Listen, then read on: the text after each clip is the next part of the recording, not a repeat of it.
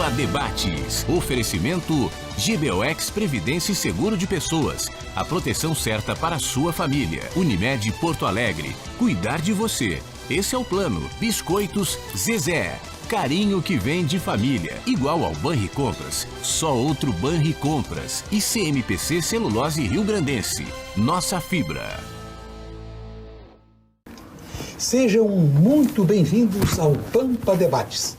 Substituo Paulo Sérgio Pinto, que estará de volta amanhã. E até domingo, os veículos de comunicação enfrentam vedações, não podendo se referir abertamente com opiniões contrárias ou favoráveis a candidaturas. É a lei. Mesmo com a limitação, vou indagar aos convidados que tipo de Estado poderá emergir das urnas. Qual o mais conveniente? O Estado mínimo? O Estado máximo? O Estado interventor? O Estado produtor? O Estado regulador? Outra questão.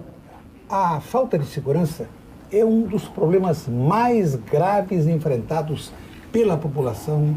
E o Brasil é o 4º país do mundo no número de presos. O que será preciso para diminuir o grau crescente de violência e de prisões? Perguntas, entre muitas outras, que farei aos participantes do Pampa Debates. O advogado Eduardo Krause, o médico e professor Luiz Pereira Lima, a vereadora Mônica Leal, integrante da bancada do PP, Partido Progressista, que será presidente dos progressistas. Mudou. Aboliram o partido. Mas ainda é mais conhecido como PP, Partido Progressista, e que em 2019 vai assumir a presidência da Câmara Municipal de Porto Alegre. É a primeira mulher do partido a assumir a Câmara Municipal de Porto Alegre. Como a deputada Silvana Kovács já tinha assumido a presidência da Assembleia Legislativa. E o provedor da Santa Casa, ex-presidente do Tribunal Regional Eleitoral, sempre desembargador, Luiz Guilherme Engler. Alfredo, desculpe. E exultante com o resultado do seu Grêmio na Argentina. Muito bom, muito bom. Que coisa boa que aconteceu. Nós estamos ficando mal acostumados, né? É? Só vitória, né? Só vitória. Será que vem mais uma vitória? Bom, a vitória de terça-feira que vem, ela já está... Não. Semana que vem começa 0-0. Começa 0-0. Algum colorado na mesa? Não. Eu achei que estava muito quieto. Eu achei que o doutor Pereira Lima era colorado, ficou muito quieto.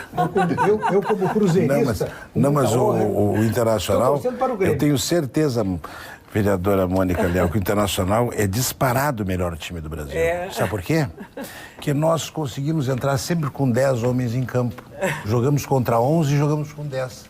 Porque nós temos o pior jogador do universo, não é desse mundo aqui. É do universo, joga no Internacional. Ele não tem nem biótipo de jogador de futebol, que é o William Proctor, e a torcida o odeia e o treinador é apaixonado. Então nós não temos solução. Não, o que eu gostaria de saber dos adeptos aqui ao esporte de futebol é se no futebol impera o ódio como na política, né? Porque as campanhas esse ano, coisa louca. As pessoas não conseguem nem conversar. Basta uma ideia diferente, uma sigla diferente, que discutem, brigam, rompem relacionamentos de tal forma. Eu nunca tinha visto algo assim. Eu, na coluna que publico com muito prazer e muita honra no portal e no Jornal do Sul, eu falo deste componente que se infiltrou nas campanhas eleitorais desse ano, que é a raiva. A raiva que é um gesto irracional. Muito triste, né? Muito triste. E isso se soma também às notícias falsas, aos fake news. E isso aí tudo deteriora porque condiciona e cria um clima de atrito. Eu espero que em 2020, quando a população vai escolher prefeitos e vereadores, isso seja abrandado, que seja uma febre. Será que vai ser uma febre mesmo, doutor Luiz? Acho. Quer com honestidade que eu responda? Como sempre o senhor faz. Acho que é muito bom que tenha acontecido isso. O fator gerador disso não é... Tem sempre um lado que gera algo. E o poder absoluto gera muito ódio do outro lado, quando se tem um poder absoluto. Né? Tem um povo silencioso nas ditaduras que não consegue emergir porque a ditadura é feita à força, ferro e fogo, como é na Venezuela, como é em Cuba, como é nesses outros países. Esse pessoal que migra para os Estados Unidos, de Cuba, ele migra por quê? Porque ele está sendo, não é hostilizado, ele está sendo massacrado. E se pudesse falar, a população de Cuba odeia o seu governo. A população da Venezuela odeia o seu governo. E nós estávamos, ou estamos ainda com esse risco, estar prestes a isso. E a outra parte da população disse, opa, só tem uma maneira de nós conseguirmos fazer algo, arregimentar o pessoal, é com a emoção. Evidentemente que às vezes a emoção é tamanha que ela deixa de ter razão, porque é muita emoção e pouca razão. Mas este ódio foi gerado por um grupo político. Foi gerado, que teve o amparo da mídia. Quando o nosso coordenador disse que não se pode referir abertamente a isso e aquilo, eu digo nós aqui na Rede Pampa, mas a Rede Globo é escancarada. A Folha de São Paulo escancara a sua posição política. Eu acho até, doutora Ingrid, que esse assunto deveria ser objeto de uma discussão. Eu sempre, ao final das campanhas eleitorais, eu acentuo a necessidade de revisar algumas coisas, como, por exemplo, o afastamento de profissionais do seu métier, da sua atividade durante 6 meses, vão viver do quê? Esta vedação, no momento em que o telespectador, o leitor, o ouvinte mais quer saber, fica vedada essa possibilidade de manifestação. Só que, a exemplo das pesquisas eleitorais, outra é uma grande fraude, elas se caracterizam como, ficou mais caracterizado, Rio de Janeiro, Minas Gerais e em vários outros estados, engano total, com boa fé, má fé, acho que é mais má fé, mas eu acho que essas questões, elas ficam, na semana seguinte, esquecem. E aí voltam as pesquisas, volta Então, eu só espero que o ódio reflua, né? Mas esse aspecto que diz respeito a uma revisão desses conceitos, eu acho que essa revisão é necessária. O senhor, com sua longa experiência, eu tive o prazer de conviver ao período em que o senhor brilhantemente presidiu, com reconhecimento nacional, o nosso Tribunal Regional Eleitoral, sempre atento. Que bom. Não, mas essa é a verdade. O que eu acho é o seguinte, realmente, bem ou mal, nós temos uma censura nessa época. Dizem a censura não existe tal, mas para fins de equiparar os candidatos economicamente, bem ou mal, a nossa legislação faz isso. Então tem essas injustiças. Por exemplo, o jornalista não pode falar sobre os assuntos. O médico que clinica no órgão público não pode fazer uma campanha lá no órgão público, claro, acho que até isso está certo. Mas então, para equiparar, nós chegamos a esse máximo de não se... Nesse momento que eu quero saber as notícias, quero saber o que você vai fazer ou não vai fazer, eu não posso saber. E os tribunais eleitorais, diga-se de passagem, mitigaram muito, porque a legislação, se for ao pé da letra, você só pode dizer meu nome é Enéas. Tinha uma época, não tinha isso? É verdade. Sim. E depois tem essa, dá 8 segundos para um candidato, é melhor não dar nada. Não dá nada. Então, Agora, é uma situação interessante, quer dizer, se de um lado, e eu não sou especialista no assunto, se de um lado não há proibição nenhuma para fazer pesquisa, e a gente faz e os institutos fazem pesquisas sobre qualquer tema, erraram profundamente, acertaram alguns. As pesquisas, ninguém tem dúvida disso, que elas não deixam de ser indutoras. Elas induzem. Ao menos para um determinado segmento que fica em dúvida. Mas, em compensação, aquele que é formador de opinião, ele não pode formar a opinião de ninguém, tá certo, porque tudo é proibido. E o mais curioso é que quem inventou tudo isso foi o legislador. esse aqui é o problema. Que se autopuniu. Não, foi um grupo que tinha maioria e pelo fato dele ter maioria fez isso aí, interessado. Mas lamentavelmente, Veja esse é o parlamento. Essa verba partidária aí que existe, esse escândalo de bilhões, eu nem sei quanto é, parece que em torno de 3 bilhões. Isso é um desastre. Isso foi beneficiar determinados partidos políticos, os grandes partidos, e os partidos minoritários ficaram com verbas mais do que exíguas.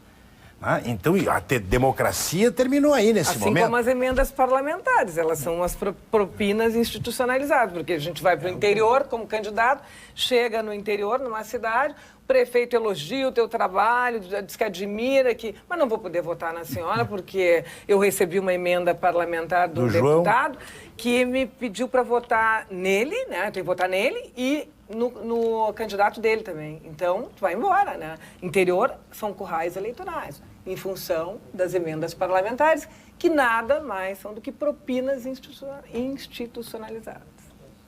Tá difícil, né? Mas muito difícil, quase impossível. Muito difícil. Eu acho que esses temas não podem ser esquecidos, eles precisam, tão logo termine o episódio eleitoral, ser suscitado, tanto no Congresso, como através da OAB.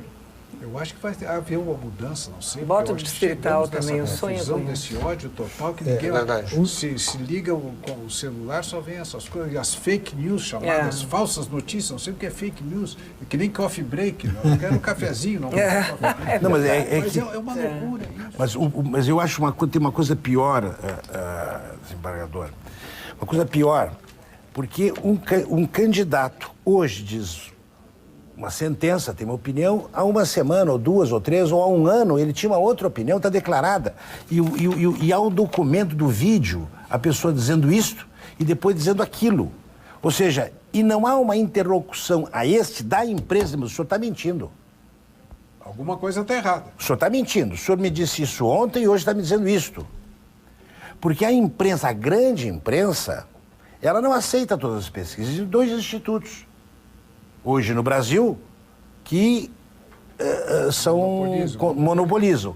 Os outros não são citados. Casualmente foram os outros que acertaram no primeiro turno. Eles não são citados. E nem para dizer assim, olha, existem outros institutos. Que estão aí.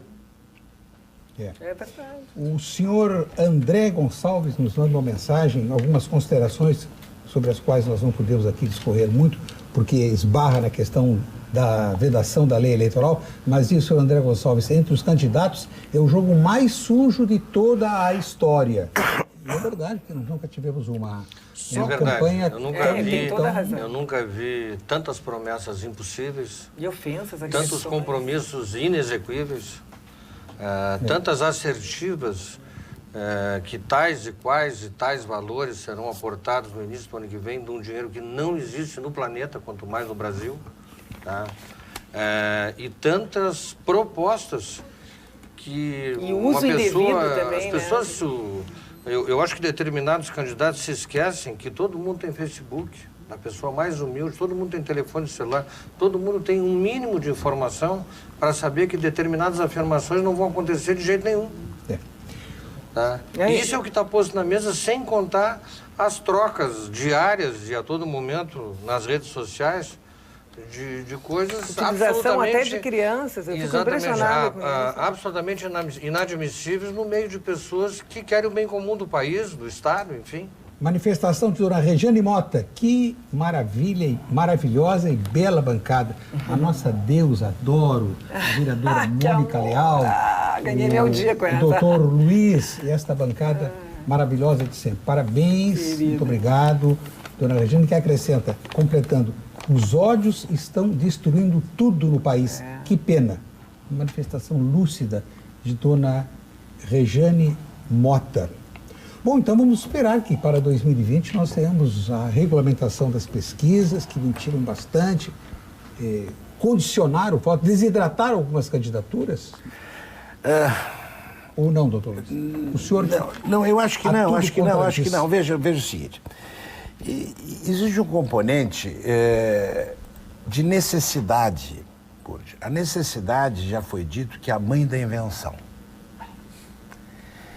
E imagina 25 mil cargos diretamente relacionados ao presidente da República, que tem a chance de serem perdidos de um dia para a noite.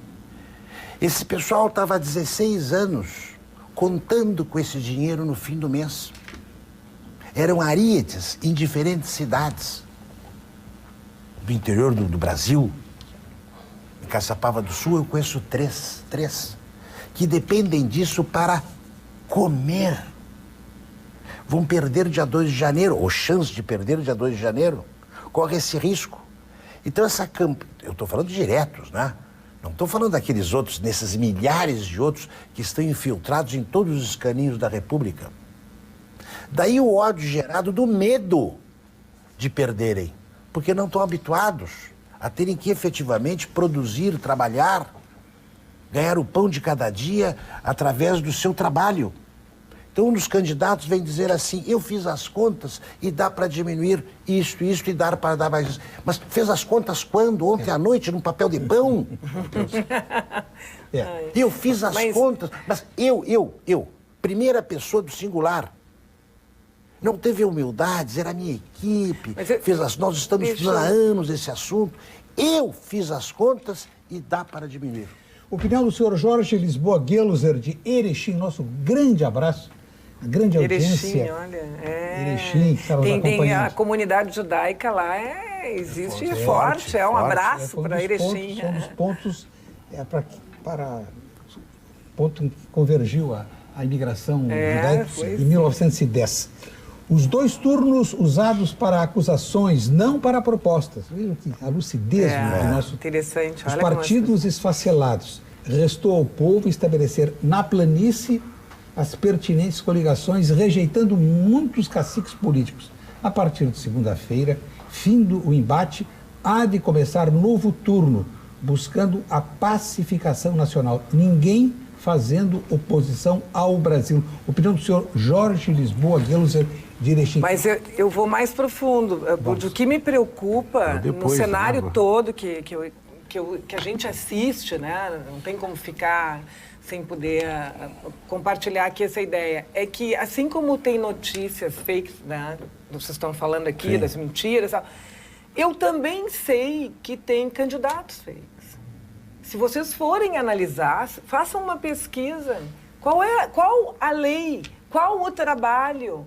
Existem candidatos que somente pelo fato de ter ódio, de agredir, eles caíram nas graças da população e foram eleitos. Já pensaram nisso? Sim. Isso é muito grave. O Rio Grande do Sul deu exemplos históricos de conciliação, estabelecimento de pacto. Nós tivemos um pacto no final da Revolução Farroupilha, em 1845, a mais longa revolução civil do país, toda a sua história. Que veio o Duque de Caxias para fazer a paz, provedor da Santa Casa, o Duque de Caxias, então Barão de Caxias. Veio o substituto, responsabilidade. Em 1923 nós tivemos um outro pacto, o Pacto de Pedras Altas. Pedras Altas. Em 1930 nós tivemos um pacto da Aliança Liberal, então o Rio Grande do Sul foi berço de pactos que tiveram grande repercussão. Eu pergunto, diante dessa circunstância, de um país que enfrenta um déficit na Previdência Social, que precisa de uma reforma, um déficit em torno de 350 bilhões de reais, que paga 400 bilhões no mínimo por ano de juros, apenas de juros, sem referir o principal, que terá ao final deste ano um déficit no seu orçamento em torno de 160 bilhões de reais. É dinheiro que sai do Tesouro e que falta para setores fundamentais da prestação de serviços. É possível se estabelecer no Brasil um pacto recuando apenas dos programas políticos, cedendo um pouco da ideologia, sentando os opostos, sentando-se numa mesa e tentando chegar a um acordo que vise única e exclusivamente o interesse público e a solução dos problemas gravíssimos que nós estamos enfrentando? Isso é possível ou não? É o Pacto de Moncloa, a única solução que fez lá na Espanha, depois de não sei quantos anos do Franco, 40 anos, eu acho, né? Fizeram um pacto, sindicatos, empregadores, porque não vejo outra situação. Há condições disso no Brasil agora, hoje? Se há, a nossa conta para quem está nos vendo, e uma conta é bem simplista. Se não acontecer nenhuma reforma, não importa o candidato que vence a eleição no país, tá? E nenhum projeto de desenvolvimento, o Brasil entra em 2020 com todo o orçamento que ele tiver, ele não consegue ter 0,5% para investir. Ele não consegue, eu estou falando do governo federal, do orçamento do governo federal. Mantida a situação que está aí, 0,5% de todo o orçamento do Estado é o que vai sustentar, por exemplo, pintar uma escola. Tu vai ganhar um pincel e uma lata de tinta, vai ter que botar água para pintar uma escola. Tu não vai conseguir fazer uma estrada, tu não vai conseguir fazer uma concessão, as vacinas. O 0,5% sai de toda essa parte. O resto tudo é para sustentar a máquina e a dívida gerada. E eu não quero acusar ninguém, a dívida foi gerada. Se nós chegar no estado do Rio Grande do Sul, a situação não é tão desastrosa, porque o pré-acordo da dívida vai ser assinado no início da semana que vem. Eu acho que isso só não foi assinado essa semana por uma decisão do nosso Estado, mas ele vai ser assinado. Nos leva a uma perspectiva no exercício de 2019 de um rito a ser cumprido. E esse rito que vai ser cumprido o ano que vem, ou todas as forças se unem em torno dele, ou porque já parou, nós travamos no gelo. O salário do funcionalismo está indo se arrastando. Exatamente. E não existe essa balela que até o final do ano eu vou botar em dia, porque não existe o dinheiro. Por falar em dinheiro, eu telefonei anteontem para a FAMURS, que é a Federação das Associações de Municípios, perguntando sobre um levantamento que tradicionalmente fazem meados de outubro, para saber quantas prefeituras não poderão cumprir com o pagamento salarial de novembro, dezembro e o 13º. Estão fazendo o levantamento, tradicionalmente, em torno de 50%, 60%, não conseguem chegar ao final do mês de dezembro cumprindo com esses compromissos. E li, então, no jornal Estado de Minas, que esse levantamento já está feito, está concluído e realizado pela mesma associação dos municípios de Minas Gerais. É tão precária a situação financeira de Minas Gerais que 90% dos prefeitos disseram que não vão pagar nem novembro, nem dezembro, nem o 13º salário. Por quê? Porque o governo do Estado de Minas Gerais, que é um Estado rico, reconhecidamente rico, não está repassando aos municípios o que deve de ICMS, de PVA, de Fundeb, de saúde. Então veja uma tragédia dos estados. Minas, Rio de Janeiro e Rio Grande do Sul estão há 2 anos, sob decreto do estado de calamidade financeira. E esse é o quadro. Então, se não houver um pacto, um entendimento, uma união de força só vai aumentar. Mas não tem como haver, Butch. Eu sou, não é que eu seja pessimista, eu sou realista. Veja o seguinte, para muitos políticos, a única moeda sonante que existe é o voto. Voto é a moeda. Quando ele enxerga o eleitor, ele está enxergando dinheiro. Veja. Então, tem determinados partidos políticos que dependem do nicho de votos.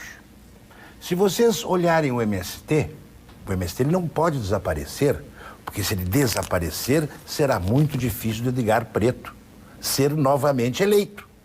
Ele sempre fará aqueles 100 mil votos. 100 mil votos.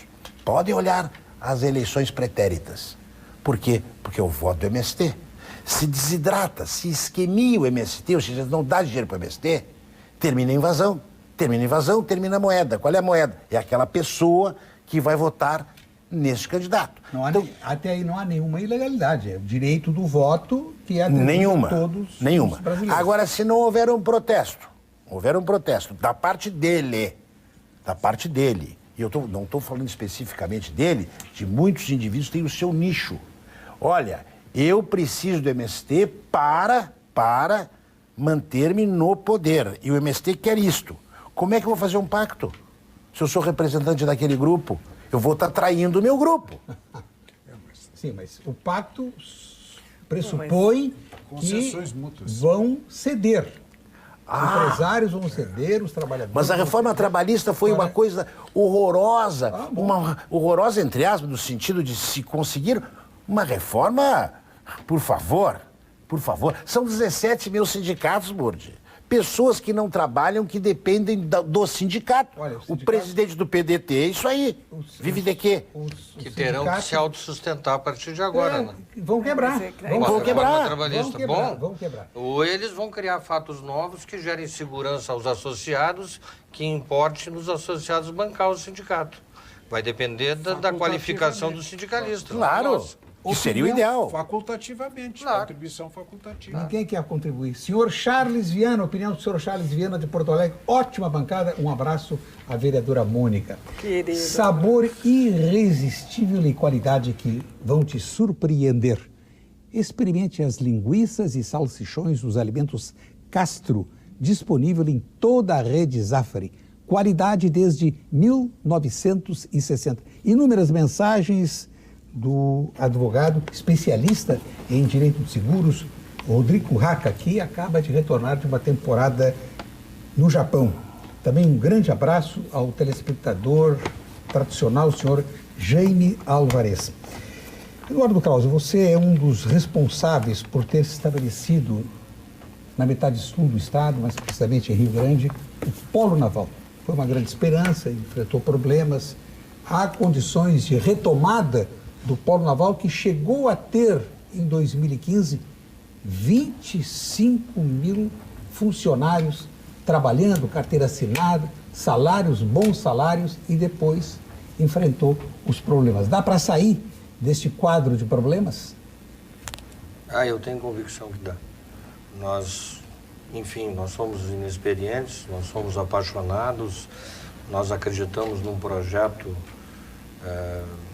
que tem um tamanho mensurável, e nós, todos os brasileiros, eu não vou culpar ninguém, como a indústria estava sendo retomada, enxergou na indústria naval a grande explosão do país. E nós chegamos efetivamente a ter 23 mil empregos diretos em Rio Grande, contratação direta. Não estou falando de subcontratação, a empresa que trazia o caminhão, contrato direto dentro dos 3 estaleiros, com carteira assinada, com plano de saúde, com tudo. Uma discussão sindical muito violenta naquela época, e os 3 estaleiros trabalhando. Hoje nós estamos com um estaleiro em recuperação judicial, um estaleiro terminando de entregar uma plataforma que já deve ter chegado no Rio, e o estaleiro de São José do Norte, ontem nós até ajustamos a relação contratual dele com o CAIS. O que eu posso dizer é o seguinte: os 2 estaleiros que estão hoje não vão embora. Se eles não vão embora, é porque eles estão prospectando.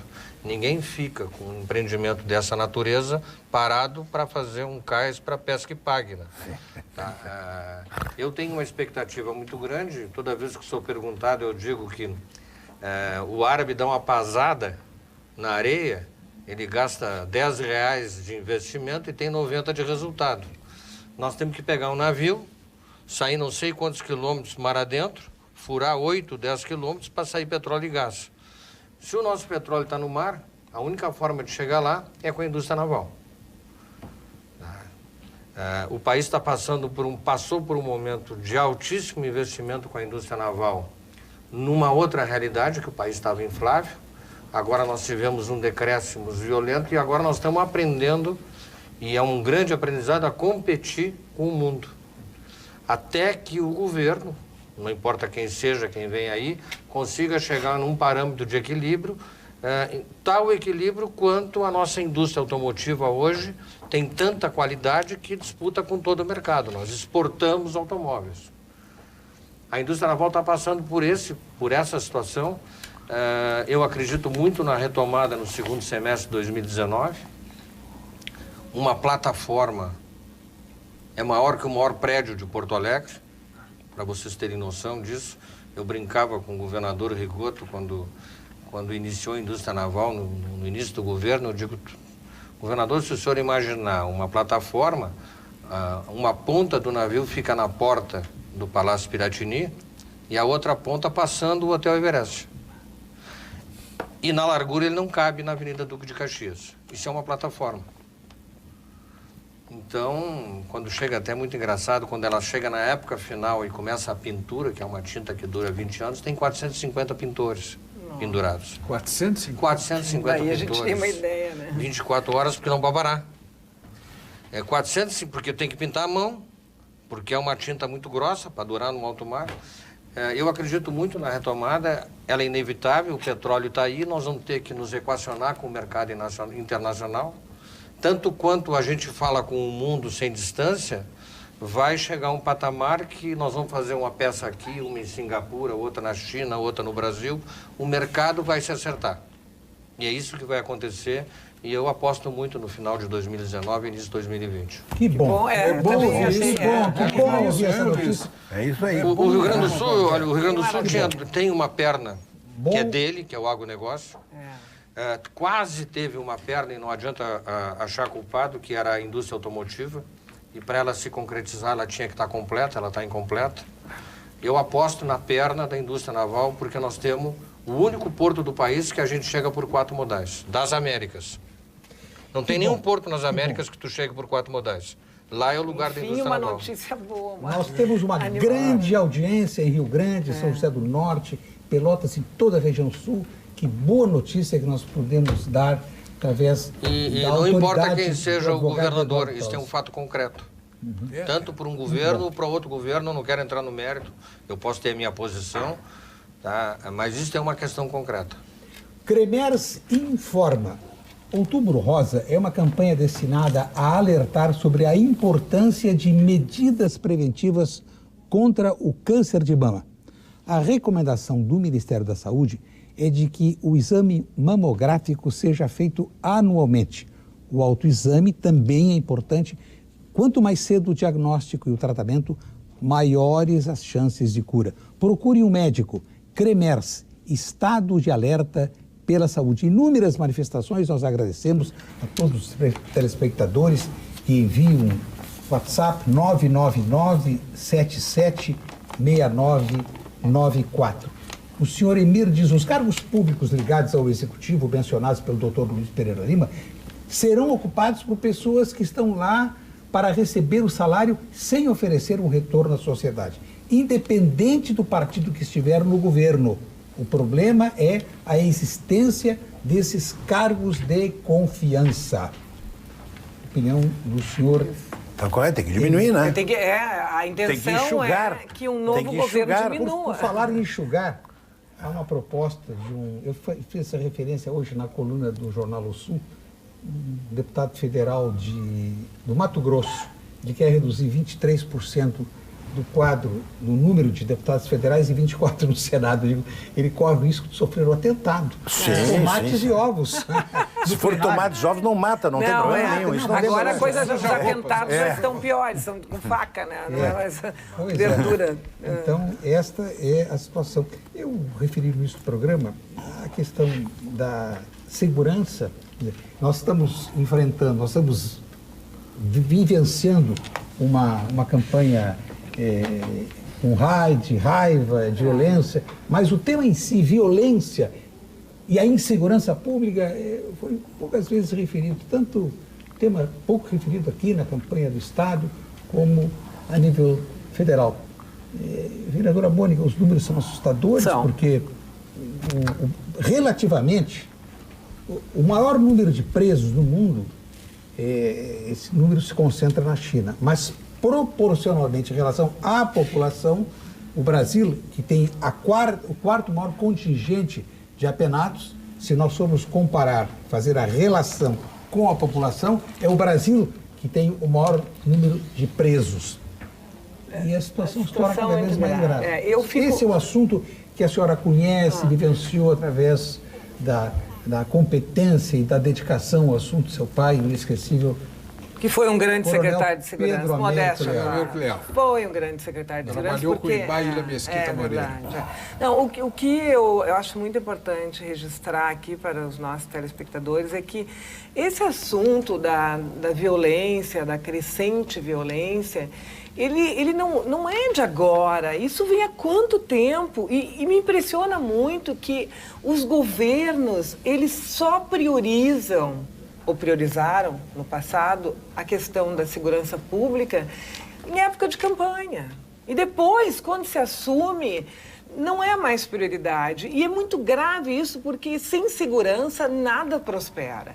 Um posto de saúde não consegue funcionar. Uma escola não consegue receber os alunos, não conseguem manter a segurança com os professores. Uma professora apanhou. Exatamente, né?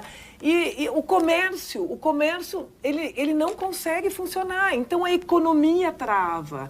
Nós vamos a restaurantes, vocês já repararam isso? Quantas pessoas deixaram de sair à noite por medo? Sim. Tá? Então, isso é uma realidade e vem num crescente. Não é de hoje que nós sabemos que o efetivo é baixo, que existe aposentadoria, que não tem reposição, que se demora um ano para formar um brigadiano. Agora, por que lá atrás essa visão? Não sei se é porque eu sou filha de militar, com muito orgulho, que sempre existe o planejamento, né, para depois se executar. Olha, será que não se sabia de tudo isso? Tem que ter um projeto nacional de segurança pública. Não existe nada. Vocês já pensaram nisso? A vereadora, veja o seguinte. E outra, Código Penal, tem aqui um advogado. Lei de execuções penais, quer dizer, penas leves para crimes violentos. É inadmissível isso. Os tempos mudaram, as coisas estão... Nós não podemos mais aceitar que as coisas fiquem como são. Quem é que faz isso? Eu sei, vão me dizer, os legisladores estão lá. Por que não fazem? Mas aí, da mesma forma como o povo, como a população, sabe, ir para as ruas, se reunir e exigir, eu espero que chegue o dia que exija de quem foi lá para o Congresso, para o Senado, que modifiquem o Código Penal. Não, parece que agora o Congresso se modificou, enfim, tem chance.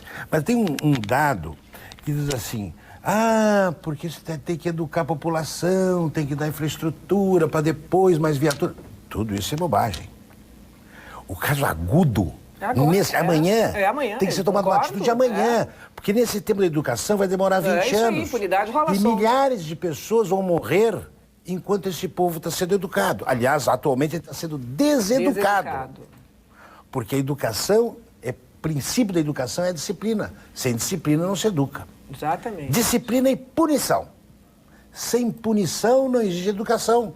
Até por isso tem nota, né? O indivíduo tirou 10, ou tirou 13, quem tirou 3 rodou. É uma maneira de punir. Nada acontece, né? Nada que acontece. Pode fazer, nada acontece. Hoje é obrigado a passar de ano. E outra coisa, nós temos que devolver ao bandido o elemento surpresa.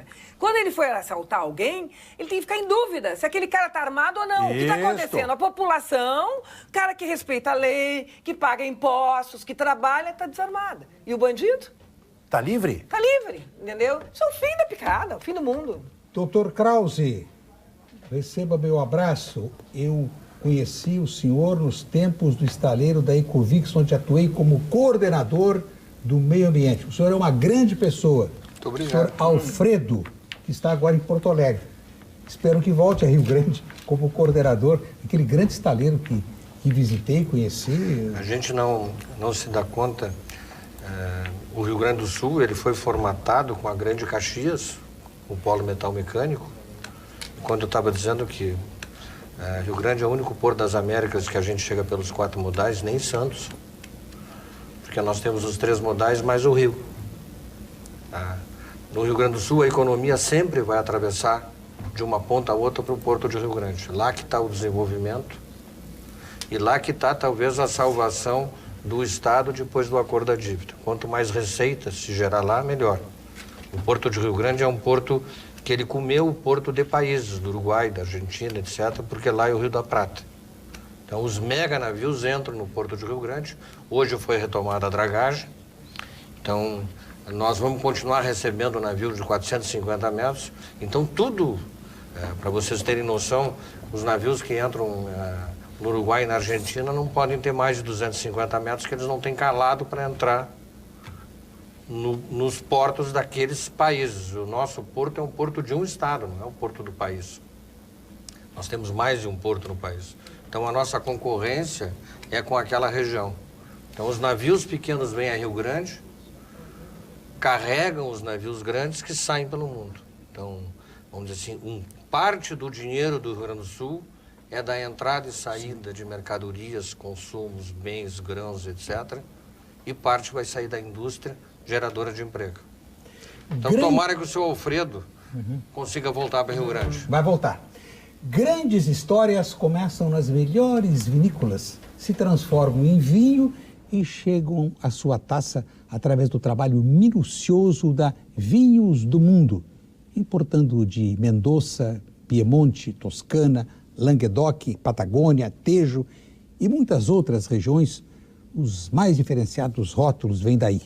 Viva a melhor experiência do velho e do novo mundo em uma loja de vinhos, Vinhos do Mundo, Avenida Cristóvão Colombo 1493, Getúlio Vargas 1135 e Alípio César 203. Alexandre mandando um abraço para a senhora. Alexandre marido? É. Ainda bem, né? E outro abraço que vem de Ramat Gan, um dos seus admiradores, doutor Fredo Engra, Nelson Burto. Nelson Burdi, grande amigo, torcedor do Figueirense, mas tá mal esse ano. Tá mal. Nelson Burdi eu ouço todos os domingos. Eu também, escuto todos os domingos, é verdade. De manhã é 8, 9 horas. Grande admirador, tem do senhor um modelo. Meu grande amigão, fizemos notáveis coisas aí. Coisa boa, né? O Nelson foi o primeiro, ele fez estágio, que a escola exigia, na área de jornalismo, e depois foi o primeiro funcionário voluntário.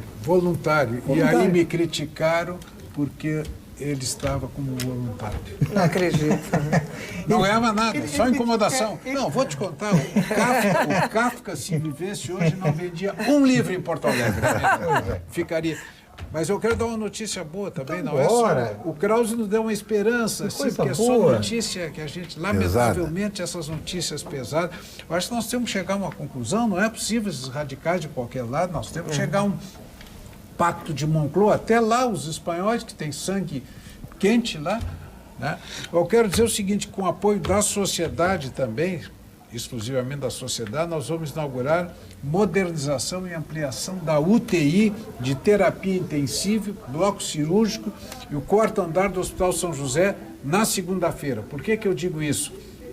Apoio da família Logman e outros grandes colaboradores. Santa Casa entrou com uma quantia pequena até, mas estamos modernizando, porque o Hospital São José foi fundado em 46. Eliseu Paglioli e tal, prédio antigo que não tem condições lá de se aumentar. Então se fez ao lado, estamos aumentando, as obras estão praticamente concluídas e segunda-feira vamos inaugurar para dar mais chance àqueles que necessitam do SUS e para que necessitem do SUS e que nós possamos sustentar o SUS, nós temos que ter convênios e particulares. Então, a Santa Casa de Porto Alegre é o maior órgão financiador do SUS do país. Isso ninguém sabe. Então, não é que a gente queira um tratamento especial, mas acho que temos que ter uma visão... Que bonito isso da família, só com o apoio né? da sociedade, família Logman, voluntárias da vida. Se não fosse isso, nós não poderíamos fazer isso. Que maravilha. E lá na cirurgia, estamos aqui, um cirurgião, sabe como é? O problema, às vezes, surge a emergência, não dá para esperar leito, tem que ter sala, não tem que ter a sala, meu caro. A Santa Casa é uma luta, né? Mas a história da segurança, diferenciado a história que eu estava tentando comparar, e o tempo não me permite, né? É a história da segurança. Tem que ter uma atitude cirúrgica com a segurança. E não uma atitude contemplativa, vamos ver o próximo projeto, diminuir a lei, aumentar a lei penal, diminuir, etc., modificar o código. Tudo isso tem que fazer. Agora, o que não é possível é que o policial esteja na rua, ele tem que ter medo do bandido. Sim, enquanto está com 38, outro está com fuzil. Opinião do senhor Pedro, e ele pede a opinião da vereadora Mônica. A solução para a violência urbana é passar para o judiciário a administração dos presídios, como acontece na Europa. Não? Não vejo assim.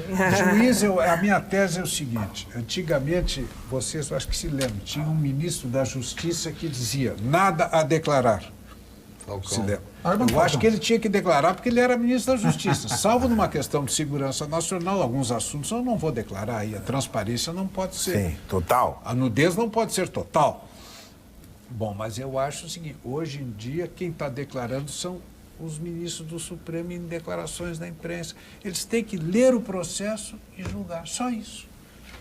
Agora, falar, se querem comentar, vão ser comentaristas, vem numa mesa. Pois é, sabe, meu marido, que é advogado, sempre diz isso, que ele não concorda com essa exposição. Não, mas um país que nós, a população, sabe o nome dos 11 ministros, está muito mal. Está muito mal.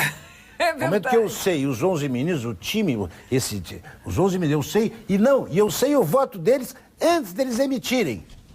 Veja que vergonha. Já estudou toda a vida deles. Antes de emitirem o parecer, eu digo, não, aquele vai votar assim, aquele vai votar assim, aquele vai votar assado. Isso é uma vergonha. Muito exposto, tudo muito... Uma vergonha, aberto. A gente sabe o voto do ministro de antemão, mas da onde? E tem uma norma que diz o seguinte, juiz não dá manifestação sobre o julgamento de outro juiz. Pode na academia escrever uma tese, a legítima defesa deve ser, ou a legítima defesa não deve ser. Isso foi uma norma que é da Loman. Como foi feita no momento que o país estava ou no movimento, ou no golpe, ou na revolução, como queiro chamar, não vou entrar nesse debate. Porque agora é movimento. É movimento.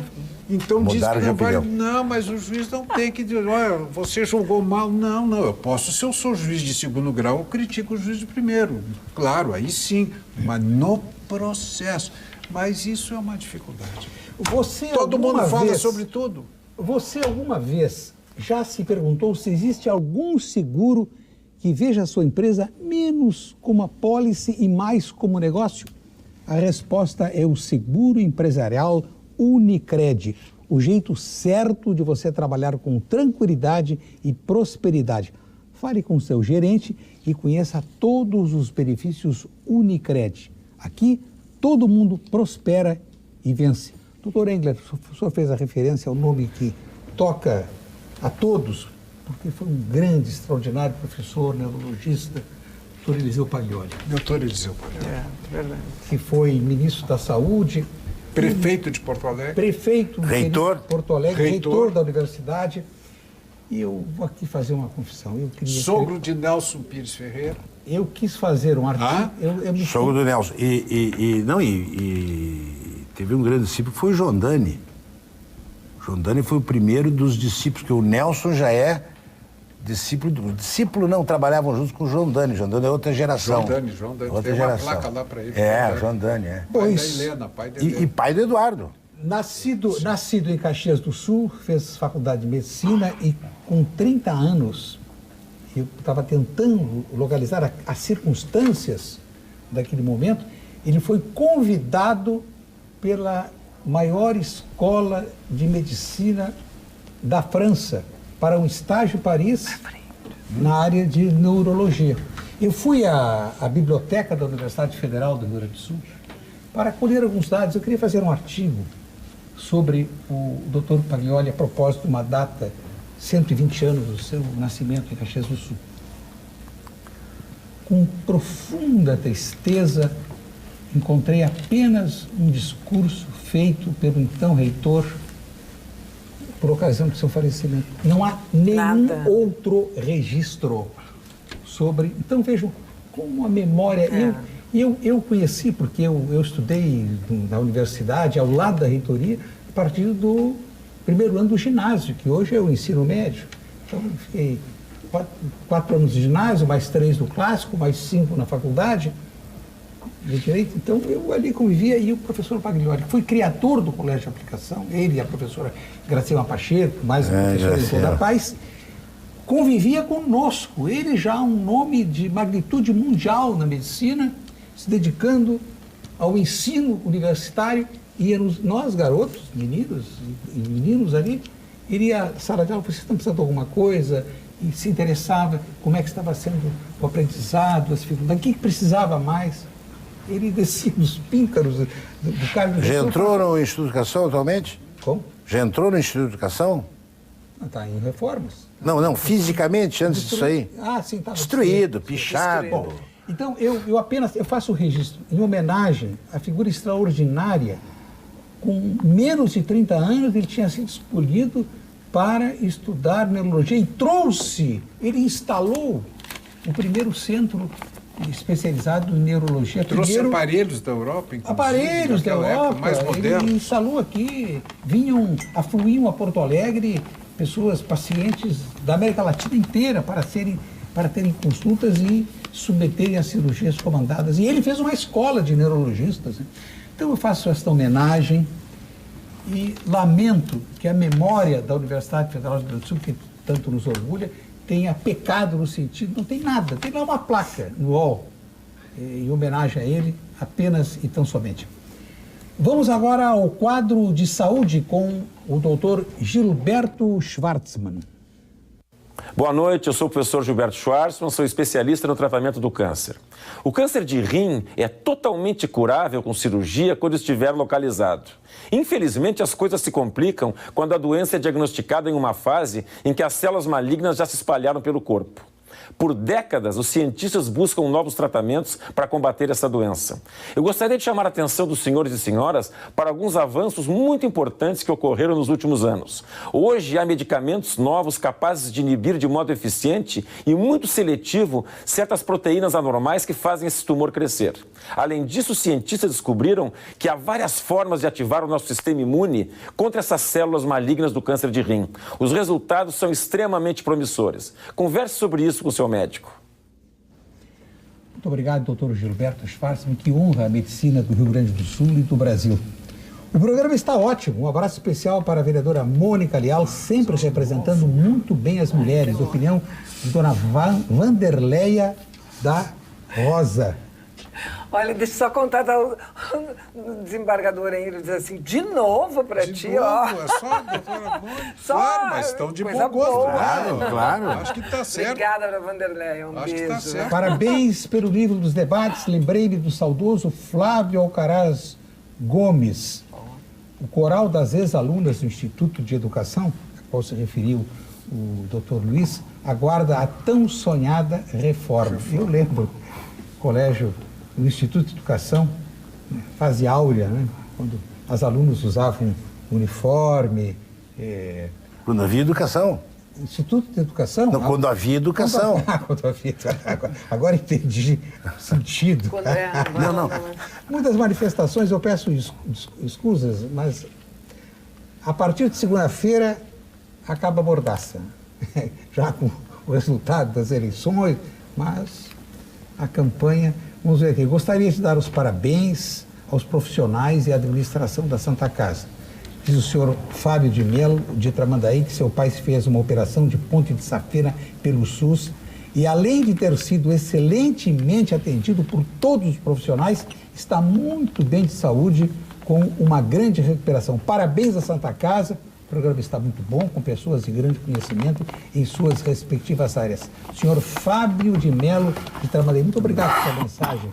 Fábio, espero que seu pai tenha vida longa e nós continuamos apoiando, reconhecendo, elogiando a Santa Casa.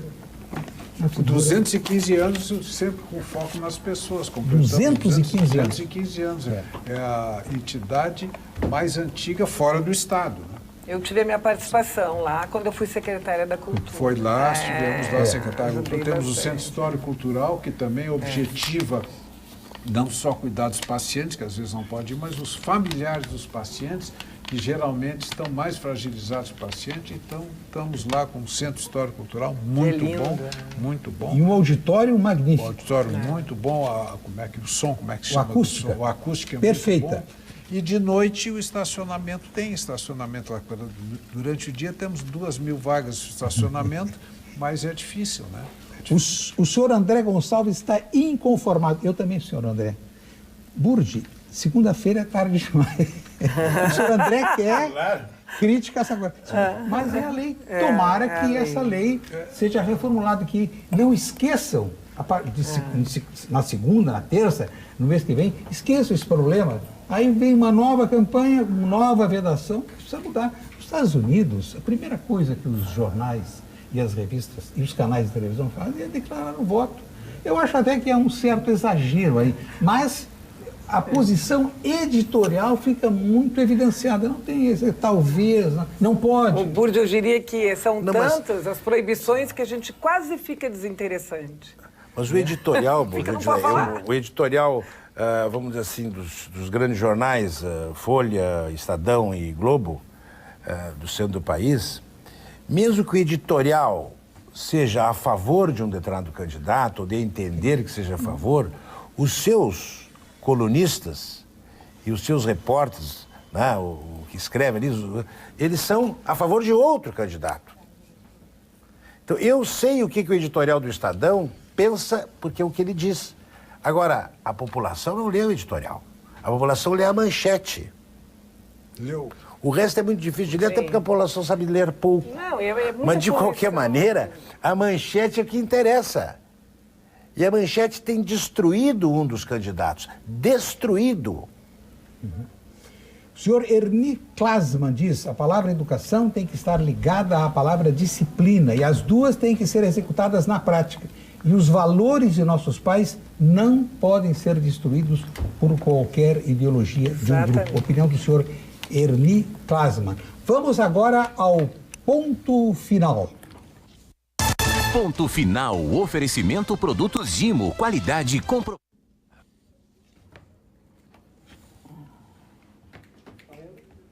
Vamos ao ponto final do advogado Eduardo Krause.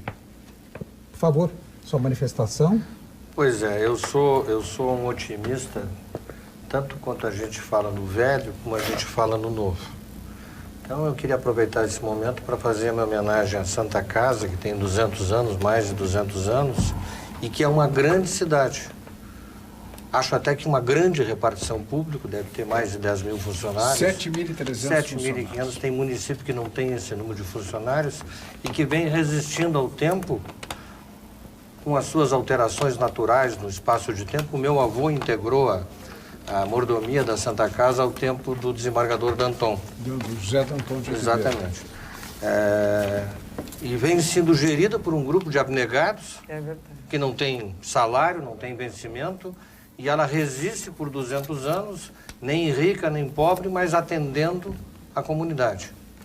Então, eu estou homenageando quem tem 200 anos e quero homenagear 3 jovens, que é o Vinícius, o Tiago e o Rafael, que nasceu há 90 dias, que são os meus 3 netos. E eles, e com um carinho muito especial, ao Vini, que está fazendo aniversário hoje, o meu beijo para o Vini.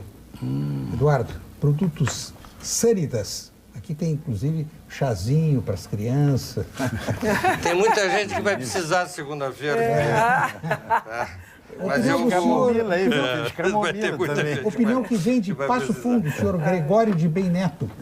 O Brasil é a maior nação do mundo e é o país que mais prende. E, infelizmente, isso não resolveu. Se não educarmos o povo na família, nunca vamos resolver o problema da segurança. Concordo plenamente com o senhor Gregório de Bem Neto, de Passo Fundo. Ponto final do doutor Luiz Pereira Lima. Pois é, nós estamos numa encruzilhada muito grande, talvez seja a eleição mais importante da história contemporânea do país. E até nunca vi tanta gente envolvida, assim, emocionalmente nessa eleição. E eu só quero que o telespectador pense muito antes do seu sufrágio na quantidade de mentiras que foi dita nessa campanha para que o poder permaneça ou não com um ou outro candidato.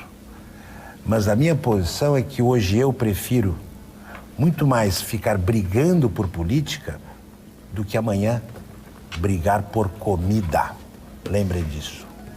Laboratório Lifari Sanitas lhe envia um presente, doutor Luiz Pereira. Obrigado. Ponto final da vereadora Mônica Leal, futura presidente da Câmara Municipal de Porto Alegre. Com muito orgulho.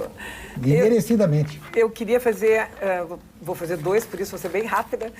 Eu queria agradecer ao Dr. Marne, que é o diretor do Instituto de Cardiologia, que essa semana foi maravilhoso. Simplesmente eu recebi uma ligação de um amigo, de um jovem de 35 anos que tinha infartado, estava numa UPA, sem condições e precisava rapidamente ser atendido. E naquela hora, né, a gente que... maravilhoso ele foi. Eu, com a cara e a coragem, eu sempre, né, uso dos contatos que a gente pode. Eu liguei e contei a história e ainda disse assim, o senhor não me conhece, mas eu conheço o seu trabalho, eu queria a sua ajuda, enfim. E ele foi muito querido, ele disse, não, eu lhe conheço, mesmo que eu não tivesse leito, eu lhe diria, eu vou receber o jovem. E ele, então, essa semana recebeu o jovem de 35 anos que infartou, e essa vida foi salva graças a esse pronto atendimento do Instituto de Cardiologia.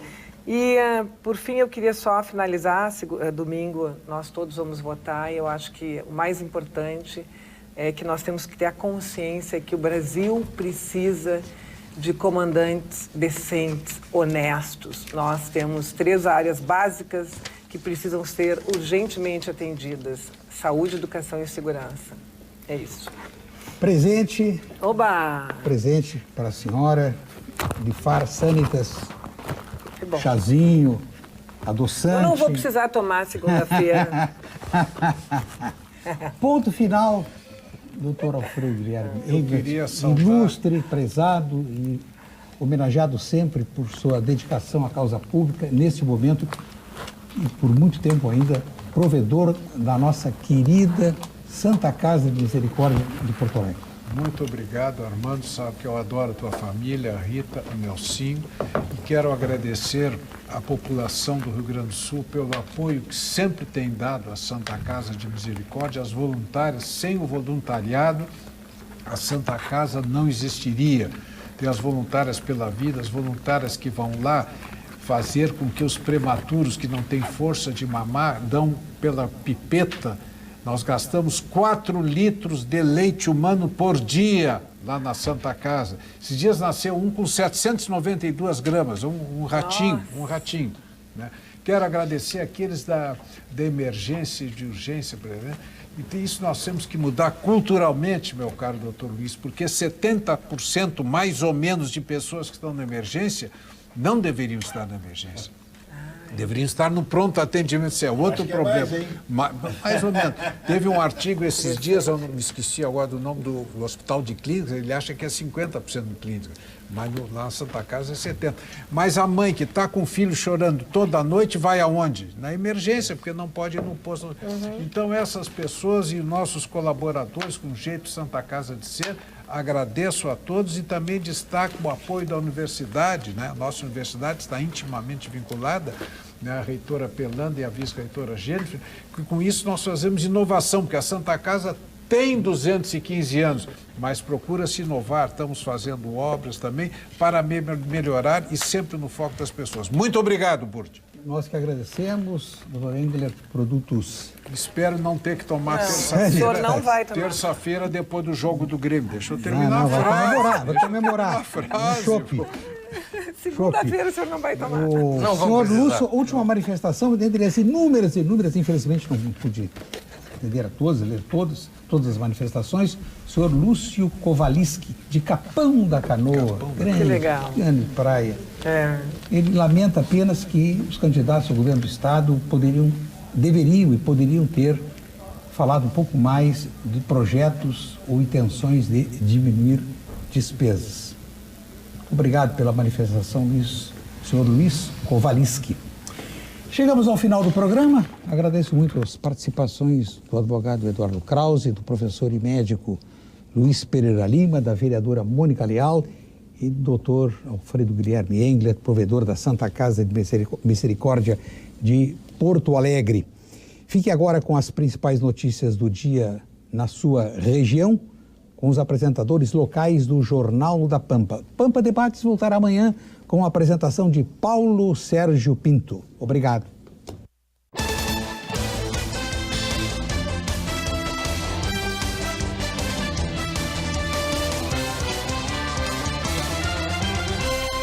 Pampa Debates. Oferecimento GBOX Previdência e Seguro de Pessoas. A proteção certa para a sua família. Unimed Porto Alegre. Cuidar de você.